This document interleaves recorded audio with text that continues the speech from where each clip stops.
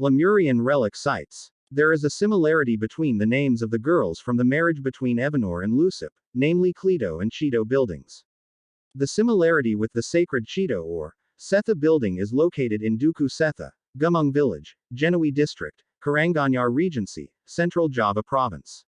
It is said that the name Cetha, which in Javanese means clear, is used as the name of the hamlet where the Cetha building is located because from Cetha hamlet people can clearly go in various directions. To the north there is a view of Karanganyar and Solo City against the backdrop of Mount Merbabu and Merapi and, further afield, the summit of Mount Suming. To the west and east you can see green hills stretching out, while to the south you can see the back and children of Mount Lau. The Cetha building is a group of buildings consisting of 11 terraces that stretch east-west. The first terrace is located on the east side, the higher it gets to the west. Each of the terraces is connected by a door and a walkway that seems to divide the patio courtyard into two sides. On the east side of the lowest terrace there is a gate which is the gate of the Cetha building complex. In front of the gate there is a stone statue called the Nyai Gamong Aram statue. On the south side of the first terrace there is a building without walls that stands on a foundation about 2 meters high. Inside the building there is an arrangement. At the western end of the path that crosses the courtyard of the first terrace is a stone archway with stone steps. The stairs to the next terrace are flanked by a pair of statues of Nyai Agni. Only one of the two statues is still somewhat intact, that is, it still has a head. On the second terrace, there is a stone arrangement that spreads out in the courtyard, forming an image of an eagle flying with wings spread. On the back of the eagle there is a stone arrangement depicting a turtle. Right above the head of the eagle is a stone arrangement in the shape of a shining sun, isosceles triangle and kalachakra, male genitalia. At the end of each of the eagle wings are two other forms of the sun. Garuda is Vishnu's vehicle bird which symbolizes the world above, while the turtle which is the incarnation of Vishnu is a symbol of the underworld. Turtles are considered powerful animals capable of diving into the ocean to get water of life Tirtha Amrita. The presence of Kalachakra on this page causes the Cetha building to be called the Lanong, male temple. The shining sun, 7, symbolizes the sun which is believed to be the source of life force. The isosceles triangle represents the guide for a world sinking into a sea of darkness. In the center of the isosceles triangle is a circle containing 3 frogs, each facing a different angle. In each triangle there is a painting of a lizard. On the heavy line dividing the east side there is a crowned eel with a crab on the south side and mimi, a type of sea animal, on the north side. The whole form is a picture of hope for fertility, both soil and human fertility. The triangle with the male genital shape at the top symbolizes the unity of woman and man, two beings that are opposite in nature but inseparable from each other as a symbol of the small universe microcosm within humans. On the west side of the second terrace, each on the left and right of the stairs leading to the next terrace, you can see 2 rooms that only have the foundation left. The stairs leading to the next terrace are andesite stones, which are not neatly arranged. On the left and right of the stairs there are stone ruins that are not clear in their original form. The third terrace is a yard that is not too wide. As found on the previous terrace, on the west side of this terrace there are also a couple of rooms that flank the path leading to the stairs to a higher terrace. In the room there is a stone arrangement forming a rectangle stretching from north to south. On the stone walls, there are reliefs depicting people and animals. It is said that the relief is an excerpt from the Song of Sudamala. Relief with the theme Kidung Sudamala is also found in the Suku building. This relief reinforces the notion that the Cetha building was built for Ruwadan purposes. The stairs leading to the next terrace are made of andesite, which is very neatly arranged, made of terraces with a fairly wide landing at each level. The cliffs around and to the right of the stairs are supported by stacked stone sheet piles. No information was obtained whether this ladder was the result of a previous renovation or was an original ladder. On the inner, west, side of the fourth terrace, there are a pair of statues of Bhima guarding a stone staircase leading to the fifth terrace. The fifth terrace is a courtyard with a pair of roofed buildings, called the outer pendapa. The building without walls flanks the path leading to the stairs to the sixth terrace. On the west side of the sixth terrace, at the foot of the stairs, there is a Kalachakra statue and a pair of Ganesha statues. The stairs to the seventh terrace are also very neatly arranged and are made of 3 levels. The cliffs on the left and right of the stairs are reinforced with stone sheeting. At the top of the stairs is a gate which is the entrance to the 7th terrace, which is a courtyard surrounded by stone walls. Similar to the outer pavilion, on this terrace there is also a pair of roofed pendapa without walls. This terrace is called the Pentapadalum. On the west side of the inner hall, there are stairs leading to the next terrace. The 8th terrace is a room used for prayer. In front of the door of the room are 2 stone statues with writing. On the west side, at the back of the room, was a staircase leading to the 9th terrace. On the left and right of the west side of the 9th terrace there is a room facing east. The 2 rooms functioned as a storage area for ancient objects.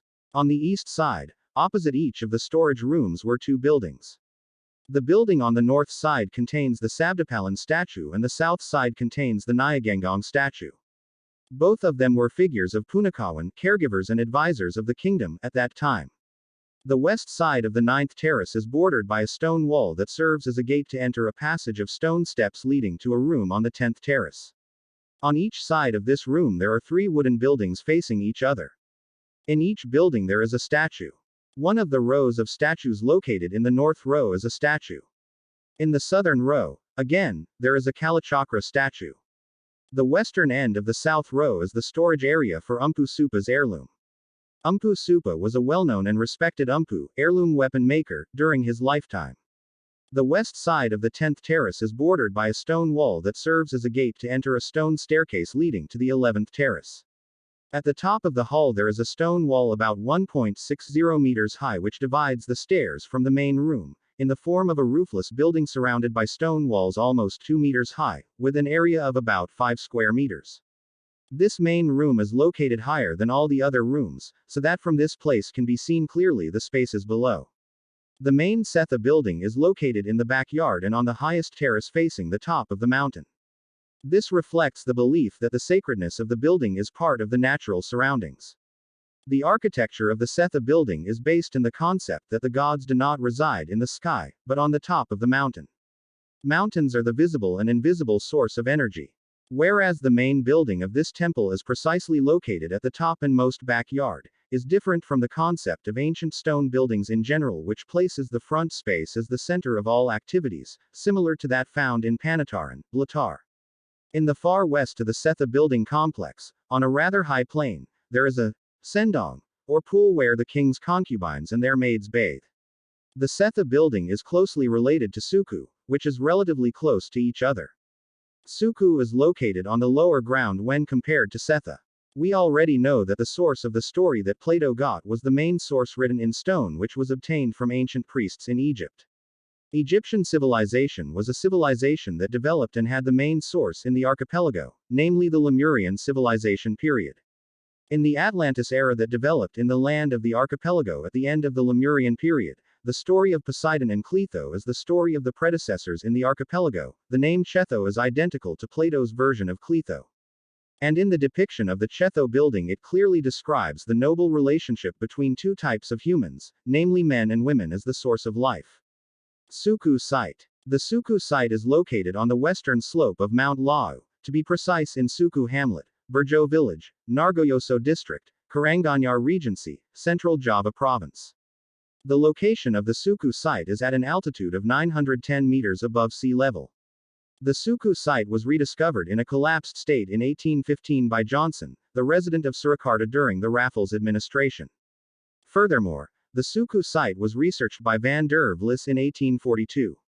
The results of this study were reported in van der Vlis's book, entitled Proeve Ener Beschrichten op Soko en Jeto. Research on the Suku Site was then continued by Hoppermans in 1864-1867 and reported in his book entitled Hindo Oudheden van Java. In 1889, Verbeek conducted an inventory of the Suku Site, which was followed by research by Nebel and W.F. Stutterheim in 1910. The Suku Site has a non-Hindu religious background. Unlike most sites in Central Java, the architecture of the Suku Site is considered different. According to common observations, a site with a square floor with the most sacred place is located in the center. The existence of these differences is thought that the Suku Site was built during the Lemuria civilization in Java, from the megalithic era. The influence of prehistoric times can be seen from the shape of the Suku Site building which is a terraced terrace. Such a shape is similar to the Pundan terraced building, which is a characteristic of sacred buildings that exist on the face of the earth as evidence of the Lemuria civilization having a very large area. Another distinctive feature of sacred structures from prehistoric times is that the holiest place is located at the very top and the very back. According to the experts' suspicion, the Suku Site was built for the purpose of treatment, namely to ward off or release bad forces that affect a person's life due to certain characteristics they have. This assumption is based on reliefs that contain tales of rehearsal stories, such as Sudamala and Garudaya, and on the turtle and Garuda statues found in Suku Temple. The Suku Temple complex occupies an area of plus 5,500 square meters, consisting of 3 terraces. At first glance, this Suku site looks like a Mayan cult building in Mexico. The main gate, another gate leading to each terrace, and the main building facing west, in contrast to sites in central Java which generally face east. The 3 terraces are split in half right in the middle by arranged stones to form a path leading to the next terrace gate. The gate to the first terrace is a Padaraksa gate, which is a gate equipped with a roof. The doorway of the gate is decorated with carvings of a long-bearded Kala. On the north wing wall of the gate there is a relief depicting a person running while biting the tail of a coiled snake. Above this figure there is a carving depicting a human-like creature that is floating in a reptile. On the south wing of the gate there is a relief of a figure who was swallowed up by a giant. The carving is also a fragment that is read by the blind gate of Mangan Wang, which means that the giant gate eats humans. On the outer wall of the gate there are also carvings depicting a pair of birds perching on a tree, while underneath is a dog, and an eagle with its wings spread gripping a snake. In the front yard, outside the gate, there are a bunch of stones in various shapes. Some of them have a hole in it, like a phallus, and some that resemble a pot. In the inner chamber of the archway, spread out over the floor, are carvings depicting the phallus and vagina in real-life forms that are almost touching each other. The carving depicts the union of the linga, female genitalia, and yoni, male genitalia, which is a symbol of fertility. Above the doorway of the gate, facing the courtyard of the first terrace, there is a Kalamakara decoration. On the walls of the north and south wings, there are carvings of a man in a crouching position while holding a weapon. The not too broad first terrace was split by stones arranged to form a path leading to the gate leading to the second terrace. On the north side of the first terrace, there are 3 stone panels placed in a row. The first panel contains a picture of a man riding along with troops armed with spears. Next to the horse a man walks while riding it. The second panel contains a pair of oxen and the third has a man riding an elephant. On the south side there is a collection of stones of various shapes and several phallus. On the northeast side or the back of the second terrace, there is a gate in the form of a brief gate that flanks the stairs leading to the second terrace. There are no carvings or decorations on the walls of this gate. In the second terrace, which is not too wide, there are also no statues or reliefs. On the northeast side or the back of the second terrace, there is a gate in the form of a brief gate that flanks the stairs leading to the third terrace. This gate is in a state of serious damage. In front of the gate there is a pair of Dwarapala statues. The sculptures of the 2 Dorman statues are rough and rigid. The third terrace, which is located the highest, is a place that is considered the most sacred. The third terrace is divided on 2 sides, north and south, by a stone path leading to the sacred building at the rear. In the third courtyard, there are lots of pictorial statues and stone panels. At the front of the courtyard on the north side there are 3 human statues with wings and the head of an eagle in a standing position with wings spread. On the north side, there are stone panels placed in a row, each decorated with carvings of elephants and cows. In front of the main building a little to the south, there is a stone pillar containing a carving of the Garudaya story. In the upper left corner there is a Parsasti which is interpreted as saying, Padamel Rakong the Tirta Sunya book. Garudaya is the name of a Garuda, the adopted son of Dewi Winata. The goddess has a brother who is also her honey, named Dewi Kadru. Dewi Kadru has several adopted children in the form of snakes. In a bet, Dewi Winata was defeated by Dewi Kadru, so that she had to live a life as a slave to Dewi Kadru and her children. Garudaya received Tirtayamrita, which was a condition for her mother's care or release from the bondage of Dewi Kadru and her children. Relief of the Garudaya story is also found at the Kittle site in East Java, which was built on Anusapati's order to help his mother, Ken Deeds. In the southern part of the third terrace, there are stone panels arranged in a row. These stone panels contain reliefs with the theme of a story that inspired Song of Sudamala. Sudamala's story tells of Sadhawa, one of the twin knights among the 5 Pandava knights, who succeeded in removing the curse, in Dewi Uma, the wife of Bathara Guru. Dewi Uma was cursed by her husband because she could not hold back her anger towards her husband, who asked to be served at a time that he thought was inappropriate. Because she showed so much anger, the goddess was cursed and changed into a giant named Bathari Durga. Bathari Durga, disguised as Dewi Kunti, the mother of the Pandavas, came to Sadhawa and asked the knight to take care of him. The story is depicted in 5 relief panels. The first relief depicts a fake goddess Kunti who is the disguise of Bathari Durga, who comes to Sadhawa and asks the knight to remove the curse herself. The second relief depicts when Bhima, Sadhawa's brother, is fighting a giant. Bhima's left hand raises the giant's body, while his right hand sticks the Penkanaka nail, Bhima's heirloom weapon, into his opponent's stomach. The third relief depicts Sadhawa, who refuses to wrangle Bathari Durga, tied to a tree. In front of him stood Bathari Durga, who threatened him with a sword. The fourth relief depicts Sadhawa's marriage with Dewi Pradapa, which was bestowed on him because he succeeded in mutilating Bathari Durga. The fifth relief depicts Sadhawa and his companions facing Dewi Uma, who has been successfully damaged. In the courtyard to the south of the stone path, there is a small site, and inside there is a small statue. According to local mythology, the small site is the residence of Kyai Suku, the ruler of the Suku complex. In front of the main building there are 3 large tortoise statues. Kurakura, which symbolizes the underworld, which is the base of Mount Mahameru, is also found at the Cetha site. The main building is trapezoidal, with a floor plan of 15 square meters and a height of up to 6 meters. In the middle of the west side of the building is a narrow and steep staircase leading up to the roof. It is suspected that the existing building is a bachelor or foot of the site, while the building itself is probably made of wood. This assumption is based in the presence of several stone pedestals, feet of building poles, in the roof court. In the middle of the roof court there is a phallus. Yoni, who is a phallus pair, is currently housed at the National Museum in Jakarta. Returning to the discussion of Atlantis and the source of its ancestors who later inhabited the archipelago as the traditional folk who were recorded and rewritten by Plato, as the nation of Atlantis. Generations of Noah's children. Shem, Ham, and Japhet, and they were the children born after the flood. Can we not assume that the 3 sons represent the 3 great races on earth? The Genesis account claims that the Phoenicians were descended from Ham, whereas the Hebrews were descended from Shem. We find Hebrew and Phoenician united by common linguistic ties, common traditions, and common racial characteristics. The Jews were world traders 18 centuries after Christ, just as Phoenicians were world merchants 15 centuries before Christ. In addition, Arabs, popularly classified as Semites, or sons of Shem, claim in their tradition that they are descended from Ad, son of Ham. Written in the 10th chapter of Genesis, they are among the descendants of Ham, calling them Seba, Hawilah, Rama. If the 2 large are called Semitic stocks, Phoenicians and Arabs, Hamites, it must be members of the 3rd group belonging to the same race.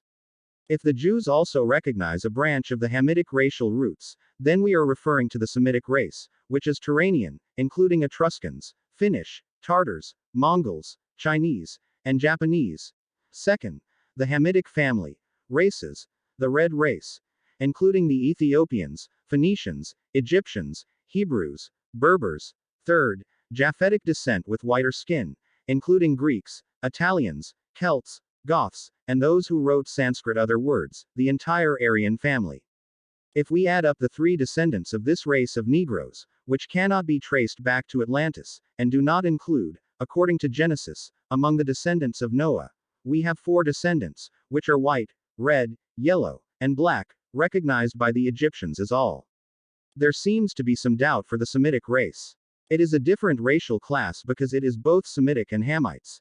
As, for example, Sheba and Hawilah, the Mash, or Mesach, races classified between the sons of Shem and the sons of Japhet. If Arya is of the Japhetic race, and if Japhet is one of the patriarch's sons who escaped the flood, then surely, if the Genesis tradition is true, Arya came from the submerged land, namely, Atlantis. According to Genesis, the descendants of Japhet who escaped the flood with Noah were the Ionians, the inhabitants of Morea, the inhabitants of the coast of Cilicia, Asia Minor, the Cyprians, the Macedonian Dodonenes, the Iberians, and the Thracians. These are all recognized today as Aryan, except for Iberia. In fact, there seems to be confusion from Hamitic and Semitic. This is shown in the mixture of Hamitic and Semitic inscriptions in some of the most ancient, in the facilities of the relationship between the Semites of Asia and the Hamites of Egypt, in its unobservable absorption of all the Asiatic Hamites, and in the Semitic adoption of the Hamitic gods and religious systems. It is evident that, in the period not long before, the two families had settled together and spoke the same language. Winchell's pre-Adamites. Is it not more plausible to suppose that the so-called Semitic race of Genesis is only part of the Hamitic lineage, and that we should look for the great part of Noah's three sons in the Turanian race? Francis Lenormant argues that the Turanian race was descended from Magog, son of Japhet. He considered the Turanians to be intermediaries between the white and yellow races, which he later made into each of them. Uzbeks, Osmanli Turks and Hungarians are not to be distinguished in appearance from the most perfect branches of the white race. On the other hand, Chons almost exactly resembles Tongauzes, who belong to the yellow race. The Turanian language is characterized by the same agglutinative characteristics found in America, Mongolia and India, with the same absence of bushy beards. The color of the Inca Empire is yellow. Yellow is the color of the imperial family in China. Peruvian religion is sun worship. The sun is God. In Peru, Pachacamac is considered a sovereign creator. Kamak Haya is the name of a Hindu goddess. Haile is a lode of each verse of the song composed praising the sun and the Incas. Mr. John ranking comes from the word Allah, from the word Haile, also the word Hallelujah. The 60-year cycle is used between most of the countries of East Asia, and between the Muiscas of the highlands of Bogota. Quipu, a count-tide cable, is used in Peru and in China. Bancroft. Native Races, Volume V. p. 48. In Peru and China, both use hieroglyphs, which are read from top to bottom. Ibid. It seems most obvious to me, said Humboldt, that monuments, methods of calculating time, the cosmogony system, and the many myths of America, offer striking analogies to ideas from an Asian East analogy that suggests ancient communication, and is not only the result of the uniform conditions in which all nations were found at the beginning of civilization. In Cambodia's devastated cities, which lie further east than Burma, recent research has found Theoculus is in Mexico, and the remains of temples of the same type and pattern of those of the Yucatan. And when we reach the sea, we meet in Suku, in Java, a teocalli which is completely synonymous with Tehuantepec. Mr. Ferguson said, as we advance eastward from the Euphrates Valley, at every step we encounter art forms becoming more and more like those of Central America, builders of Babylon, p. 88. Prescott said, the coincidence is strong enough to authorize the belief that the Anahuac civilization was to some degree influenced by that of East Asia. And, second, that's such a difference to bring back communication for a very long time. Mexico. Volume E. p. 418. All appearances, continued Lenormant, ancient history of the East, would lead us to regard the Turanians as the first branch of the Japhet family to go out into the world, and by premature separation, by isolated and antagonistic existence, took, or rather preserved, completely different physiognomy. This is the kind of white race is not perfectly developed. We might consider this yellow race to be the first and oldest of Atlantis and therefore, the farthest reaches of the same source. Then came the Hamitic race, then none other than the descendants of the Japhetic race. About the Ad and Atlantis in a summary of several mythologies. We will be able to find a description of the people of Ad and Atlantis in the most ancient traditions of various races.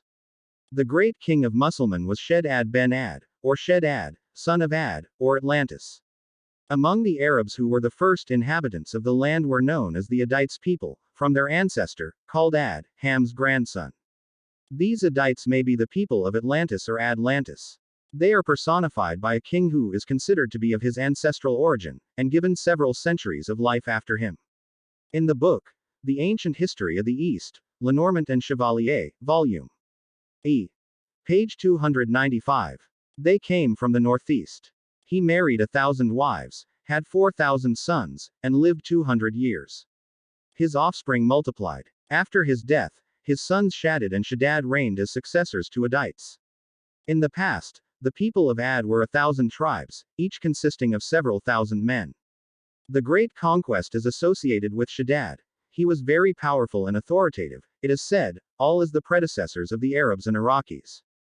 The migration of the Canaanites, the establishment of civilization in Syria, and the shepherds' invasion of Egypt were, by many Arab writers, attributed to and preceded by this expedition of Shaddad. Ibid. Page 296. Shaddad built a palace decorated with extraordinary columns, and was surrounded by a magnificent garden. It's called Iram. It was a heaven that Shaddad constructed in imitation of the heavenly, which he had heard of. Ancient History of the East, p. 296. In other words, an ancient race that worshipped the sun, with a great procession of ritual worship, then conquered Arabia early in history. They were the children of Atlantis. Their king tried to make a palace and Garden of Eden like Atlantis.